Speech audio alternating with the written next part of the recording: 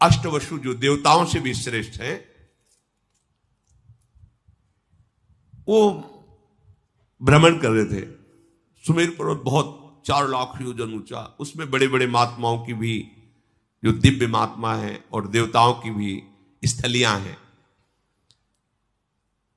भगवान वशिष्ठ जी का वहीं आश्रम था। बड़े ही पवित्र पक्षी, मृग और सब ऋतुएं एक साथ उस आश्रम की शोभा बढ़ाती थी। यहां वर्षा ऋतु तो यहां ग्रीष्म ऋतु तो यहां शिशिर ऋतु, ऐसा उस वशिष्ठ जी महामहिम ज्ञानी महापुरुष 6 ऋतुएं आश्रम में शोभा बढ़ा रही थी। इतना विशालकाय आश्रम के अलग अलग ऋतुओं की शोभा अलग अलग उपवन में थी। किसी बगीचे में वर्षा ऋतु की शोभा हो रही, किसी में बसंत ऋतु की, ऐसे स्वादिष्ट फल मूल जल की पूर्ण सुविधा। और वशिष्ठ जी हर समय तपस्या परायण भगवदानंद में मगन रहते। वशिष्ठ जी के आश्रम में एक सुरभि रहती थी, उससे एक सुंदर गौ का प्रादुर्भाव हुआ जिसे नंदिनी गाय, चमत्कार पूर्ण नंदिनी जी थी। जो चाहो जो सोचो जैसी परिस्थिति वैसे ही वो प्रकट कर दे। समस्त देव कामनाओं को भी पूर्ण करने की सामर्थ्य रखने वाली नंदिनी जी। बस वशिष्ठ जी अपने देव पूजन के कार्य में, जो भगवत पूजन के कार्य में दुग्ध आता उतना ही लेते। आश्रम में नंदिनी जी विराजमान थी। वो 8 वसु वहां से जब निकले तो आकर्षण हुआ, उनकी एक स्त्री भी साथ थी वसुओं की, गाय को दी। इतनी सुंदर तेजस्वी गाय। तब पूछा अपने पति से वसुओं कि ये गाय, तो उनका ये दिव्य गाय है, जिसके पास होगी उसके शरीर में कभी बुढ़ापा नहीं आएगा, कोई रोग नहीं आ सकता केवल इसके रहने से, और जो कामनाएं करे वो सब पूर्ण हो जाती हैं। और कहीं इसका दुग्ध पान कर ले फिर क्या कहना, हर समय वो जवान रहेगा, स्वस्थ रहेगा, बिना खाए पिए स्वस्थ रहेगा। नंदिनी के दुग्ध का प्रभाव, बड़ी महिमा का वर्णन किया। तो उसमें देव नामक जो वसु थे,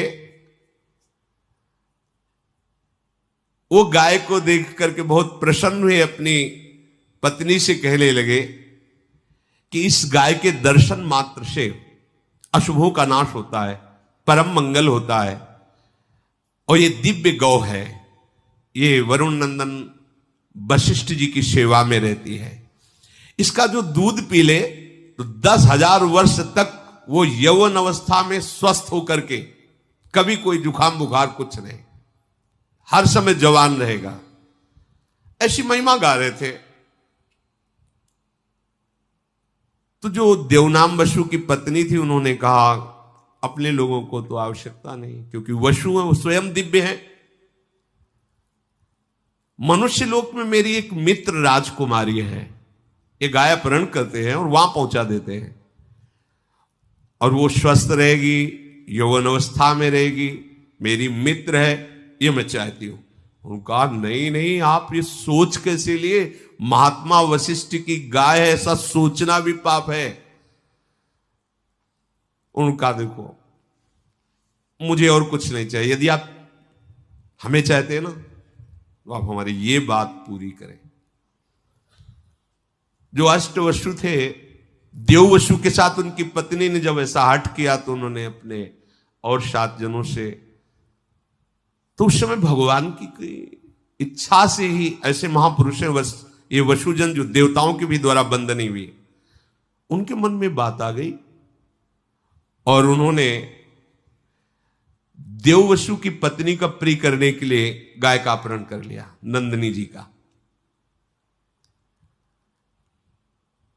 गौ का अपहरण करके वो जा रहे थे कि महर्षि वशिष्ठ जी संध्या करके अपने आश्रम में आए, तो देखा नंदिनी नहीं। तो उन्होंने कहा कौन ऐसा हो सकता है, किसका इतना त्रिभुवन में साहस हो सकता है कि हमारी आज्ञा के बिना हमारे आश्रम में प्रवेश करके नंदिनी को ले जाए। वशिष्ठ जी ने आसपास खोज की, पर जब नहीं मिले तो उन्होंने ध्यानस्थ होकर देखा, तो कहा अरे ये वशु लोग ऐसा कार्य कर सकते हैं।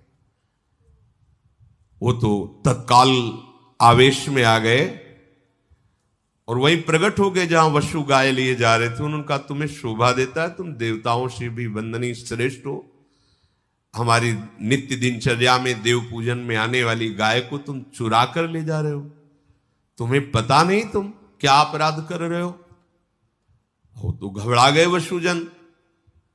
कहा ठीक है, तुमने मनुष्य लोक वाली बात की है, मनुष्य लोक में ही ये चोरी होती है, देवलोक में देवताओं में श्रेष्ठ वशुओं में ये वृत्ति कैसे आ गई, इसलिए मैं शाप देता हूं, जाओ तुम मनुष्य लोक को प्राप्त हो, यही तुम्हारे लिए दंड है। वशुओं को ये शाप दे दी, जाओ तुम मनुष्य लोक में जन्मो।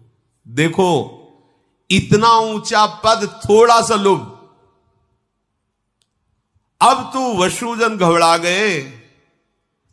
वशिष्ठ जी के चरणों, मनुष्य योनि भगवत प्राप्ति कर ले तो ठीक है, नहीं बहुत ही आप क्या समझते हो, देखो ऐसे दुर्गंध निकलती है यहां से, सब मलमूत्र की थैली है, कोई बहुत बड़ी चीज है। देवताओं के कभी पैर जमीन में नहीं पड़ते, कभी पसीना नहीं निकलता, जहां से निकल जाए वातावरण खुशबू से भर जाएगा।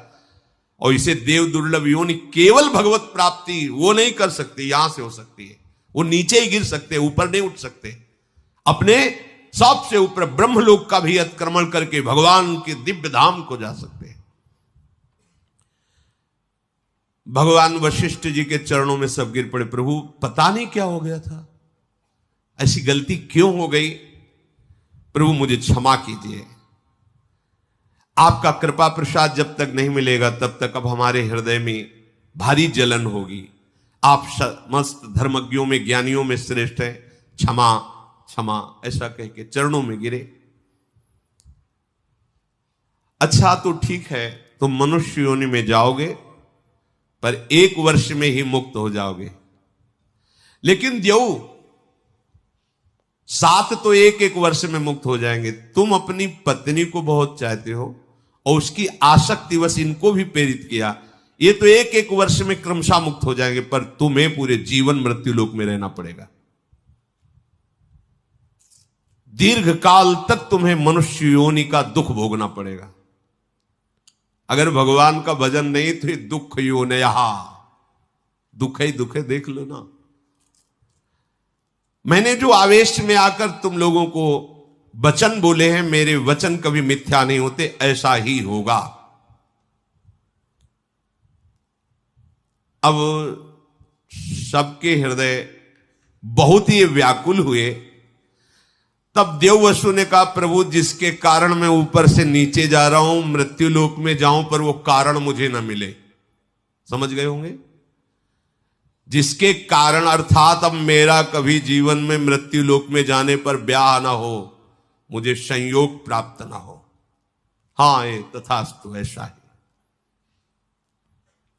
अब विचार किया कि मेरी मां कौन बन सकता है, वशुओं को गर्भ में धारण कर सके ऐसी कौन साधारण स्त्री थोड़ी हो सकती, मेरा पिता कौन बन सकता है।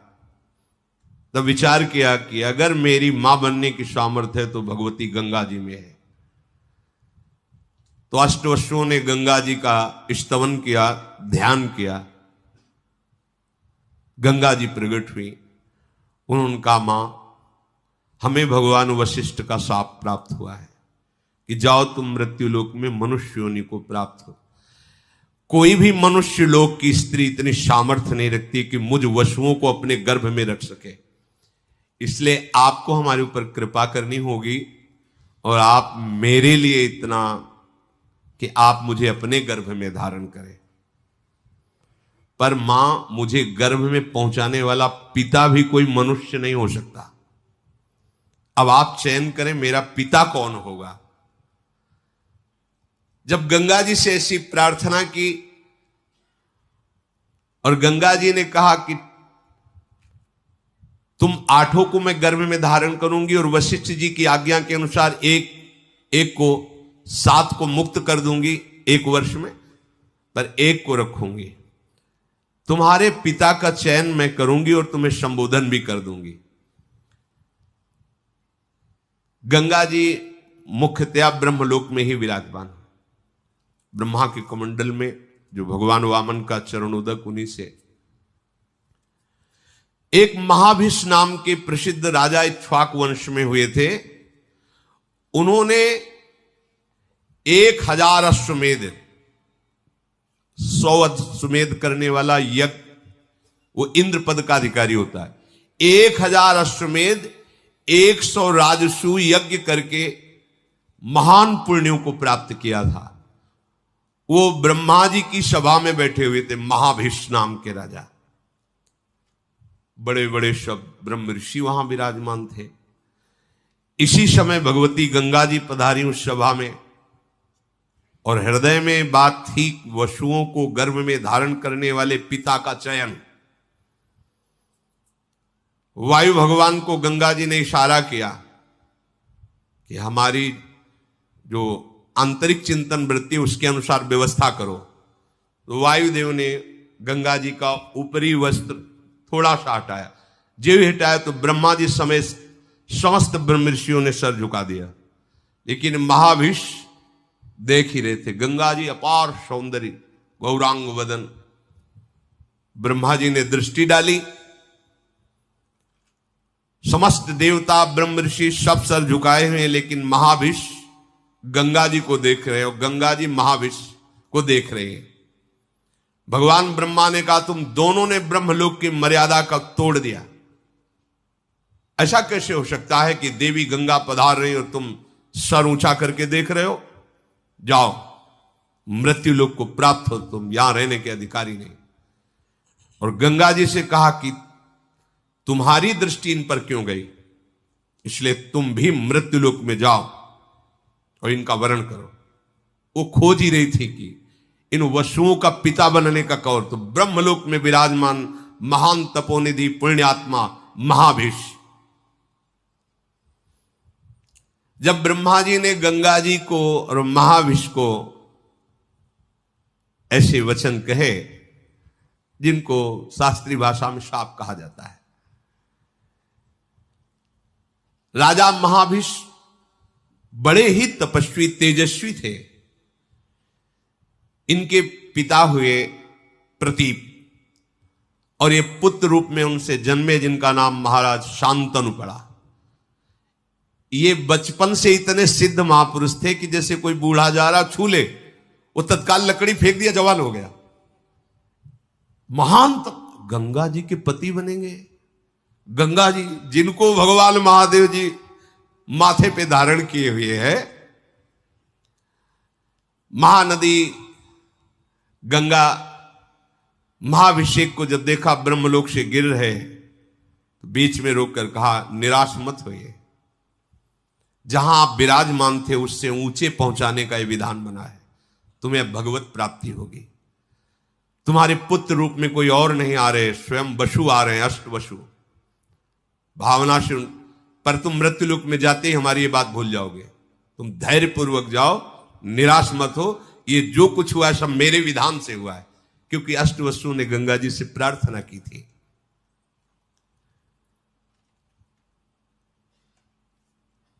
भगवान के मार्ग और पुण्य तपस्या के मार्ग में बड़ा अंतर है।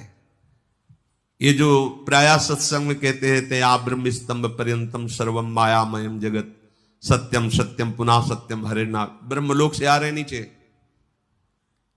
ब्रह्मलोक से नीचे आ रहे हैं।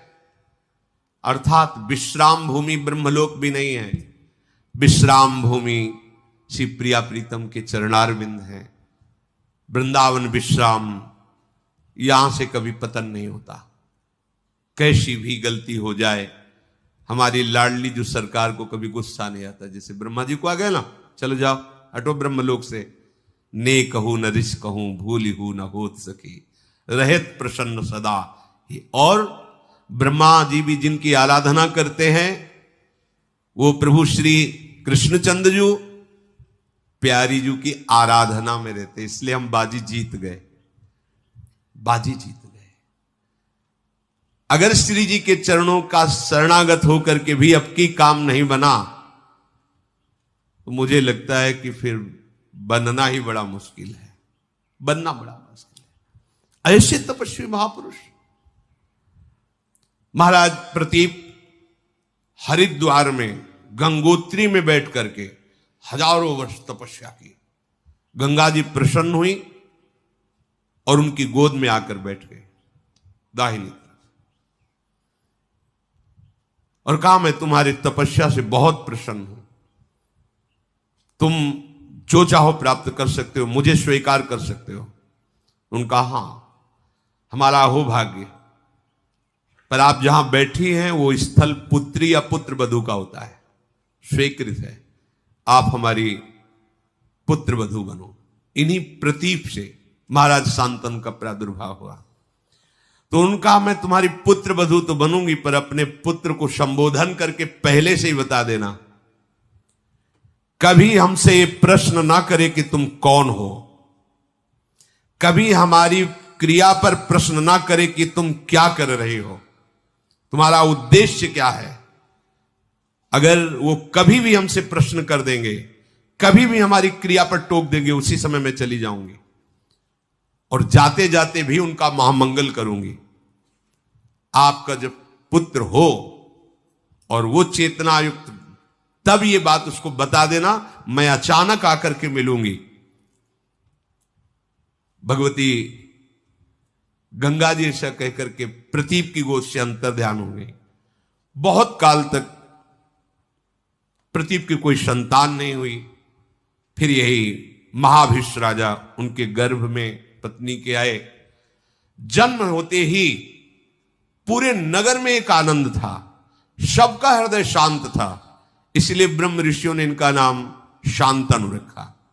बचपन से ही भगवती शोभा से संपन्न, तेजस्वी, स्वाभाविक इनकी गति थी कि इनको गंगा जी की धारा बड़ी प्रिय थी। आकर्षण होता है, भगवती आकर्षण होता है। वो सदैव धारा के किनारे ही घूमते रहते थे। जब इनकी यौवन अवस्था में वृत्ति हुई, शरीर हुआ, तो अचानक से पीछे से नूपुरों की ध्वनि सुनाई दी। मुड़ करके देखा, इतना तेज, इतनी सुंदरता, देखने से मूर्तिमान पवित्रता, गंगा जी मूर्तिमान पवित्रता। महाराज शांतनु तो जैसे कोई खिंचा हुआ वशीकरण से चलावे, ऐसे समीप आए। पिता की बात याद आई कि पिता ने कहा था, कभी तुम्हें कोई एक सुंदरी मिलेगी, तुम्हें ये प्रश्न नहीं करना कि तुम कौन हो, और तुम्हें ये कभी नहीं कि तुम ये क्या कर रहे हो। दो बातें उन्होंने कहा कि यदि तुम वही सुंदरी हो जिसे पिता ने संबोधन किया था, मैं नहीं पूछना चाहता तुम कौन हो, और मैं कभी नहीं रोकूंगा कि तुम क्या कर रहे हो, पर यदि वही हो और मुझे स्वीकार करने के लिए आई हो, तो मैं तुम्हें स्वीकार करता हूं। बस इतनी बात नहीं थी। बिना कोई प्रश्न उत्तर किए भगवती गंगा उनके साथ हस्तिनापुर के चक्रवर्ती सम्राट पद पर महाराज शांतनु विराजमान, और जिनके महल में स्वयं गंगा जी पहुंच रही, वहां की पवित्रता क्या। यह हम चरित्र इसलिए प्रारंभ कर रहे कि भगवान कह रहे मैं सब में समरूप से विराजमान हूं, ना मेरा कोई द्वेष का पात्र, ना मेरा कोई प्रिय है, पर जो मुझे बचता है मैं उनका पक्षपात लेता हूं। तो भक्तों का पक्षपाती भगवान का जो स्वरूप है, इन महापुरुषों के चरित्र से सुनने को मिलेगा। आगे से चर्चा। श्री राधा वल्लभ लाल की।